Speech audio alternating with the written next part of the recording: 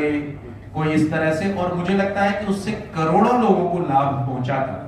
ये ध्यान आकर्षण और इसके कारण जो परिणाम उनको मिले थे सुखद परिणाम थे। और अब लोग, क्योंकि डिजिटल अरेस्ट वही हो रहा है, साइबर क्राइम में वही फंस रहा है जिसके पास मोबाइल है।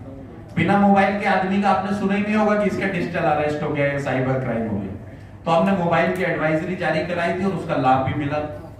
इसके बाद हमने फूड सेफ्टी एक्ट पे बात की थी। फूड सेफ्टी एक्ट पे हमने ये कहा था कि जो अजीनोमोटो है और साथ में जो इंग्रेडिएंट्स जो खाने के अंदर डाले जाते हैं जो स्ट्रीट फूड्स के नाम पर है, इसमें बच्चों में अधिकतम संख्या में ओबेसिटी बढ़ रही है।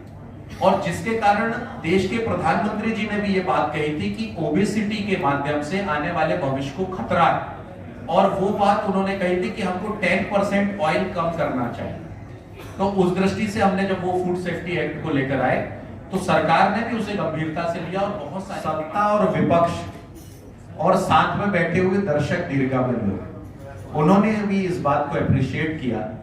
जैसे आपको ध्यान होगा कि मैंने पहले सदन में डिजिटल अरेस्ट और साइबर क्राइम पे बात की, दूसरे सदन में मैंने फूड सेफ्टी एक्ट के बारे में बात की, और तीसरे इस पार्ट में मैंने 14 साल से कम बच्चे जो हैं उनमें मोबाइल की जितनी तेजी से लत बढ़ रही उस पर हमने बात की थी। उसमें मैंने एडवाइजरी और आंकड़े भी बताए थे, क्योंकि मैं कोई भी विषय समस्या के साथ साथ उसके समाधान की भी बात करता हूं कि हम समस्या तो राइज कर रहे हैं लेकिन इसमें समाधान क्या हो सकता है।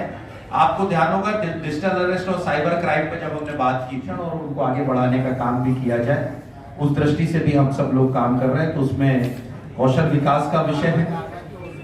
साथ ही इस सदन में हमारे खेल और खेल से संबंधित जुड़े हुए विषय भी हमने रखे।